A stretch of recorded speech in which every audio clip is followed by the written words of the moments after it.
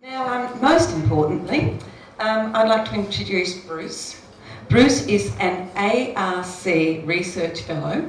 I had to be really careful reading that out because if I didn't put the A in there, it would be the RC Research Fellow, which usually is the case with, like people who are very professional in the area, like they're all junkets and things like that. So he is the ARC Research Fellow in UWA Business School, researching and writing history of co-ops and mutual enterprises in WA. This is Dr. Bruce Baskerville, which we always love because what's he done his PhD on? Green budgies or something like that, So welcome, Bruce, and he's going to be speaking about commoners and cooperators. Local history is so much more than rugged individuals, and we'll give you a warning at 18 minutes.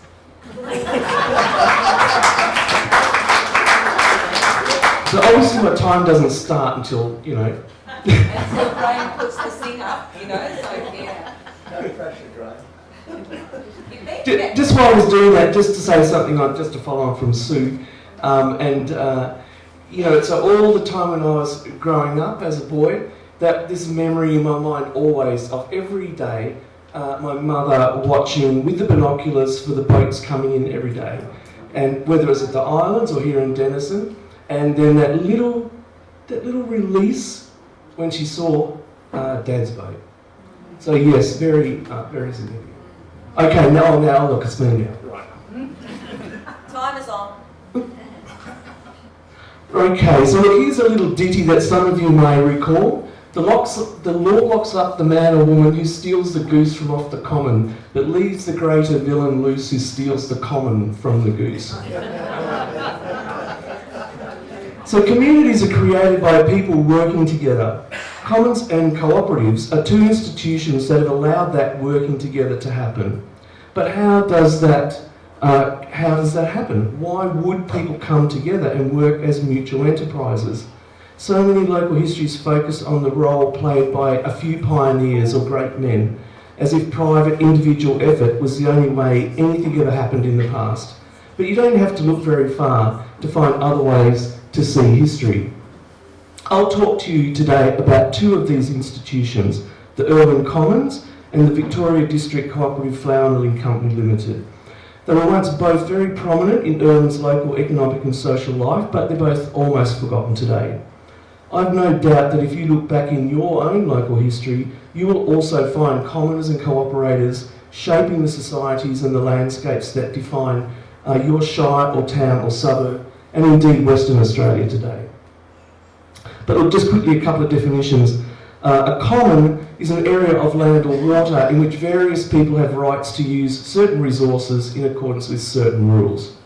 In WA, this typically meant small farmers and townsfolk in a local area having a right to graze on common land, cattle, sheep, goats, camels again, horses and poultry, and the word's often incorporated into place names such as Denison Common. Commonage is the right to benefit from that. It's a right you have in common with whoever owns the piece of land, which creates a community of interest between the owner and the commoners. Commonage covers practices, as I said, especially pasturage, which is grazing, but also estover, which is gathering firewood, mushrooming.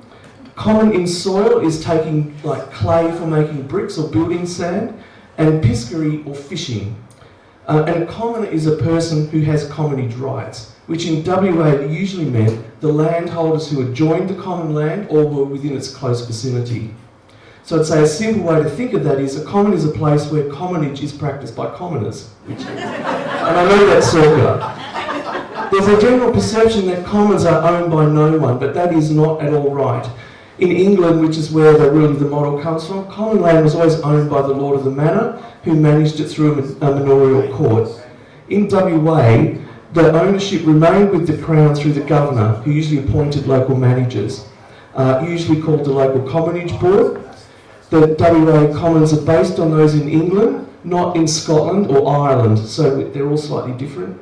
And conversion of common land into private land in England is called enclosure or dissolution, and in WA it was called throwing open or selecting.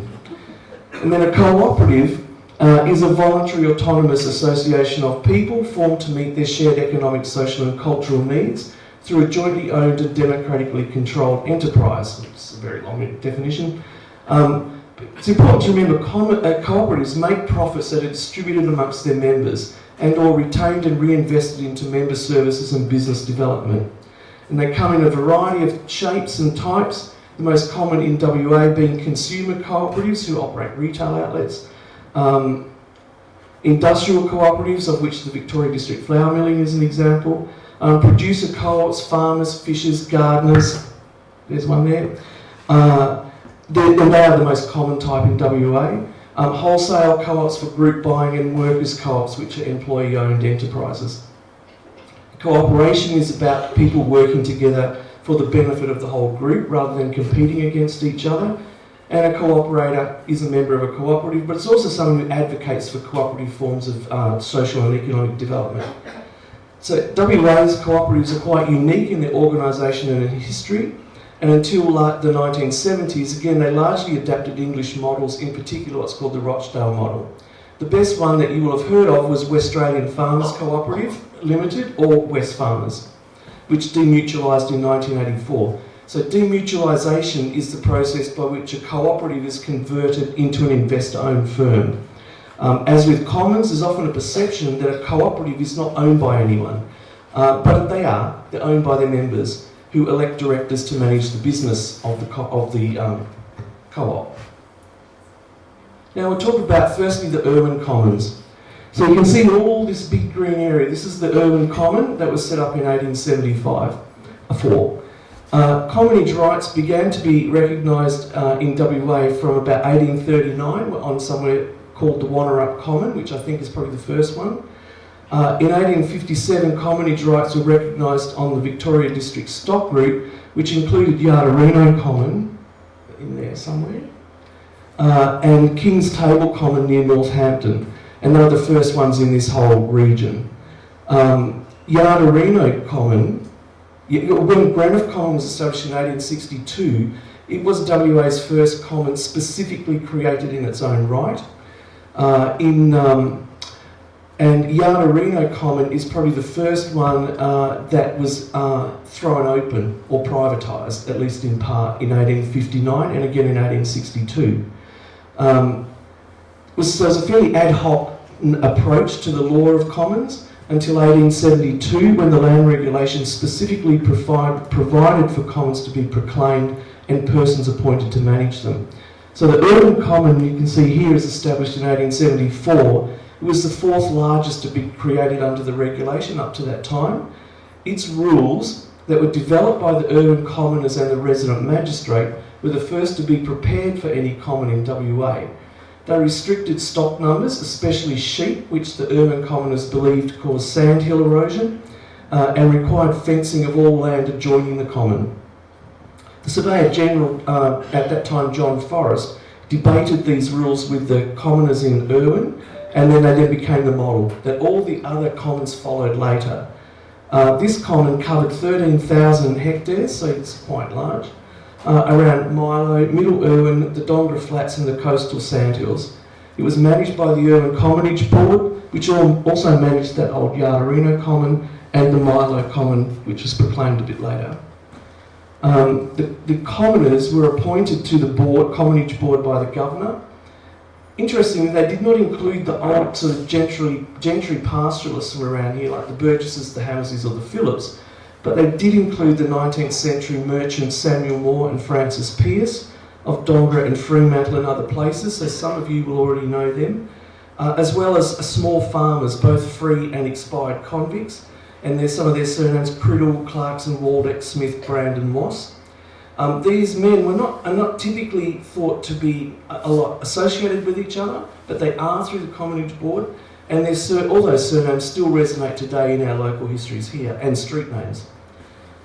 Noted Australian historian Alan Atkinson, in his book The Europeans in Australia, Volume 3, that was published in 2014, he identified the urban commons here as a significant historical institution. Not because the commoners were all rugged individuals taming the wilderness, but because they helped to imagine and bring into the idea that as communities they could work together in mutually supportive ways and develop their identity as something that was shared. So for us that meant as Irwinish people, as in as West Australians, rather than as displaced Britons and homesick colonials. This is part of the way they made this place home. They created that institution and community through negotiating and applying the commonage rules. The rules of the Irwin Common can seem pretty mundane from what I just said and ordinary, but they were a medium that allowed them to work together to share resources, in particular pasture grasses, in ways that didn't support the actual environment that supported the grasses. Now you can see we start to lose it. So this changed in Irwin between 1900 and 1937, when much of the common land was thrown open, which is pretty ironic use of language considering it was actually then closed off to the public and privatised. Whether the common lands were thrown open or enclosed, the effect was the same though. They incrementally disappeared from local landscapes and maps and local memories. The old Yardarino Common, which was not on there anymore, was thrown open in 1900. Ostensibly, it was in small 8-hectare lots that were ostensibly for the working man, but they were all bought at private sale, not at an auction, by Commonage Board members, and in particular 2 of them, whose names I've already mentioned. In 1903, the common lands in the lower Irwin were thrown open for selection, so it's all the pale green there, and the Irwin Common is now just a relic here, called Denison Common, there, you can see the tiny little spot. It's now just a relic of what was originally there. It's shrunk down to just some coastal sandhills. You can see other parts of it become community reserves and so on. But that little piece that's left now is just... What did you do? Is just testing. It's just 240 hectares. It's just 1.8% of the original common. But at least that little fragment survives, unlike so many others of WA's commons. So it is a reminder of a period when it was considered possible for rural enterprises to be successfully carried out on communal land as well as private property. It's evocative of a type of a community sense of place. It represents a way of life ostensibly no longer practiced in the Irwin, but its story does flag for us that the colonial yeomanry of the Irwin Valley were far more communally minded and less individually motivated than the pioneer stereotype suggests. So I'm just picking up on some of the things Gary was speaking about yesterday. The Victoria District Cooperative Flour Milling Company was founded in 1908 when a group of 150 farmers, mainly from Greenock and Northampton, and some businessmen in Geraldton, formed a cooperative to process and market the flour produced across the region, which by now is becoming quite a big business. The Geraldton Guardian was particularly enthusiastic about this, and just a little bit of one of its editorials.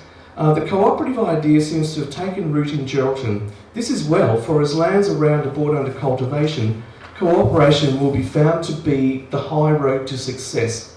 A wide extension of the cooperative principle to our agricultural industries is indispensable to their future progress. The man who merely regards co-ops as trading concerns is like the man who would not see the wood for the trees. It is the political aspirations, the moral enthusiasm, which are the motive force. It is neither individualism nor socialism, but the halfway house between the two. So end quote. That was in 1908. The cooperative quickly acquired land in Geraldton for a mill and a railway siding, and after a rocky start with a lot of disputes among the members, the business began to stabilise. In 1909 it accepted tenders for constructing a mill, which you can see there, and a complete roller milling flour plant powered by gas was bought from Henry Simon Limited of Manchester. The need to raise capital was still pressing, however, and one of the directors, Henry Kennedy Maley, who you might remember again from yesterday, went on a canvassing expedition down the Midland Railway line as far as Carnamah to sign up new members. Now, Maley was a leading, amongst many other things, a leading member of the Greenock Farmers Club, and he was well known to all the local farmers. but this was the first time that Irwin farmers had been canvassed by the cooperative, which is no doubt to the ire of Francis Pearce, who I've mentioned before, who owned the Royal Steamroller flour mill in Dongra that he built in 1894, which was also fitted with roller mills from Henry Simon Limited of Manchester. The cooperative paid its first dividend of 10% to shareholder members in 1914. That was the same year it won its first gold medal for its flour, and that was at the colonial exhibition held in Semarang in the Dutch East Indies. The exhibition was promoted by the Dutch consul in Perth as an ideal way for WA businesses to expand their markets, and it proved very profitable for the cooperative. The trade began with a 200-bag sale of flour to Singapore in 1913, and the Malay trade, as it became known, was facilitated by the mill being adjacent to the port of Geraldton and having its own railway siding. Now, Pearce's Royal Steamroller flour mill that I mentioned could not tap into the Malay trade because Denison Harbour could no longer accommodate the larger vessels that were needed for it. Pearce died in 1919, and in 1923 his mill was purchased by the Victoria District Cooperative. Now, this building is still here on the other side of town. So although it wasn't conveniently located, the price was low and the cooperative directors believed it would be profitable in the Malay trade, along with the demand down the Midland Railway line as the MRCO sold off its land grant blocks. This was also the period of the enclosure or throwing open of the Irwin Commons referred to earlier. The Victoria District Cooperative's Dongra Mill operated until 1934, when it was temporarily closed due to failing demand in the export markets. And although the new wheat pool and cooperative bulk handling, CBH, began to stabilise prices for the growers, it was too late for Dongra. The directors decided later that year to permanently close the mill, and its roller machinery was transferred to Geraldton. And by the end of the year, also all of its workforce had been transferred to Geraldton.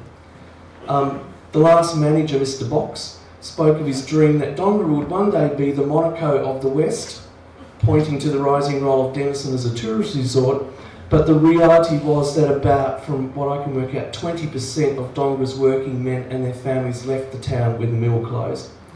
So the Victoria District Cooperative itself was partially demutualised in 1931, and after the war it was acquired by Peerless Flour Mills of Guildford, and it finally closed in 1976. Its brands continued up until then. So some conclusions. So there's some nice pictures now. When I started my work on cooperatives back in 2019, I thought Irwin was a shire that cooperation had bypassed and that the commons had long ago been stolen from their geese. But both of those assumptions were wrong, and by questioning the assumptions, that did allow me to start to see some wood for the trees. The transformation of the great woodlands into the wheat belt was just getting underway in the early 1900s.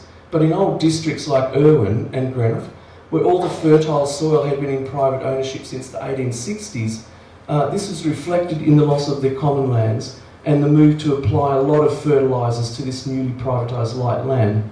Now, stock didn't need fertilisers, but wheat and other grain crops did. And that movement to expansive wheat growing drove the loss of the commons. But it also facilitated the expansion of grower cooperatives and the transformation of small sheep and cattle graziers into large wheat farmers, and with it, the transformation of communities such as in the Irwin. There's complex historical, social and economic dynamics at work in that transformation. They're largely overlooked in most of the mainstream histories and even in local ones. Old shires like Greenock and Irwin came into colonial history producing beef for the convict establishment and horses for India on vast pastoral leases, but they were also little river valley bread baskets known for producing wheat by that mixed population of convict and free small farmers. Commons were for grazing, co-ops were for wheat growing, but both happened in the Irwin. The 1920s demand for wheat pushed the graziers to convert to wheat, facilitated by sales to the Victoria District Cooperative and the arrival of CBH receivable points in the late 1930s. Both of those things acted to stabilise prices to growers in the Depression, but no similar scheme really operated for graziers, and commoners became cooperators. 2 minutes, Bruce. In both cases, the key players there were the farmers themselves. Some wealthy, but most were just small cockatoo farmers, as they were called, who succeeded through commonage and cooperation, through systems of shared rather than competitive economic behaviour. They had some philosophical understandings of commonage and cooperation, not perfect, but enough to make it work. Meetings of commonage board members and co-op directors could be fiery and argumentative, and was all reported in great detail in the press. But they did work out ways to achieve consensus around mutually agreed rules that could be given that official imprimatur of the Crown through the Government Gazette and registration. Those things created the communities of interest that could sustain that transformation from commons to cooperatives. So understanding how people work together with greater or lesser degrees of cooperation to create local communities and the role of communal or shared endeavour in your local history will allow your local histories and museums to get beyond great individuals to include whole communities and their reflection in the landscape. Over the past 30 to 40 years, elevating the individual at the expense of the community has been at the essence of neoliberalism, supposedly freeing us all from the bonds of community and enabling us to maximise our individual potential. But now we are in a time of challenging that orthodoxy, just like Gary was challenging things yesterday. Looking at our own local histories with fresh eyes will reveal a rich trove of stories of people who work together to build and create their communities. Old institutions were frequently adapted to colonial and 20th century societies, like those two examples I've said, and their genealogies can be traced. And perhaps a question you might start with is, what would our shire or town look like if commons and cooperatives had really thrived until today? So really pay attention to these things in your local histories. And you can see there, the last verse on that little ditty before, the law locks up the man or woman who steals the goose from off the common, and geese will steal a common lack until they go and steal it back. I'm not advocating that, just saying. 2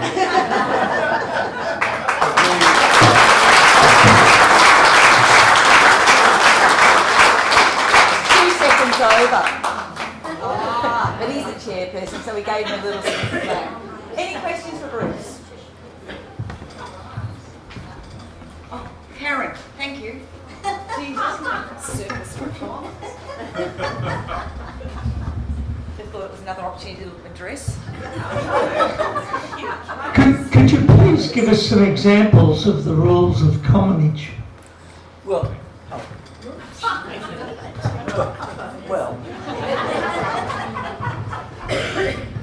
I mentioned those ones at Irwin, and they were typically about controlling how many stock were allowed on it. So usually related to how much private land you own. So for every acre you owned, you might be able to put one cow, say. And the fencing one, the fencing was particularly important because the commons themselves were not fenced. So the private owners, the commoners who had joined it, had to fence their land off from the common. And then there were some other things. So if you were taking clay for brick making or something like that, there was usually quantities you could take and weren't to be exceeded. Some things were seasonal, whether you could put stock on a common at certain times of the year and not at others. And there's a lot of emphasis in Irwin and Greenough on keeping sheep, goats, other sort of small cloven-footed animals off commons because of the concern about the erosion that they caused. And look, one of the first pieces of conservation legislation in WA was the Greenough Sandhills, can't remember its full name, Greenough Sandhills Act, which was about the sandhills at Geraldton, drifting into the town, and sheep and goats were blamed for causing that. And so it was a very big issue at that time. So this is a little idea of them.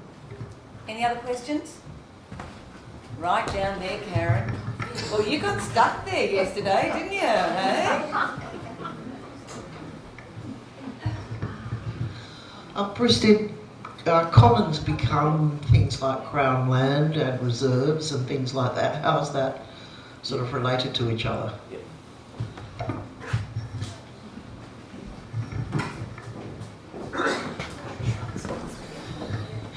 So in Western Australia, it's different in each state in Australia, so you can't make assumptions from one to the other. In Western Australia, commons remained, in New South Wales, commons were freeholded to the trustees of the common, and so that they have a different trajectory in their history after that.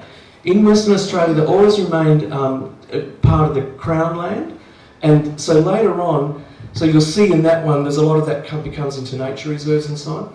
So the government is able to really just change the purpose of sections of it to a different purpose.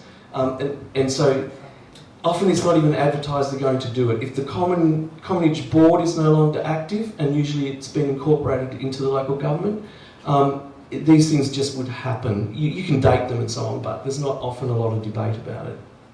But it was the retaining the Crown ownership allowed for that to happen. One more question from anyone? Perfect. Obviously you're all convinced. Good. Fantastic, thank you, Bruce.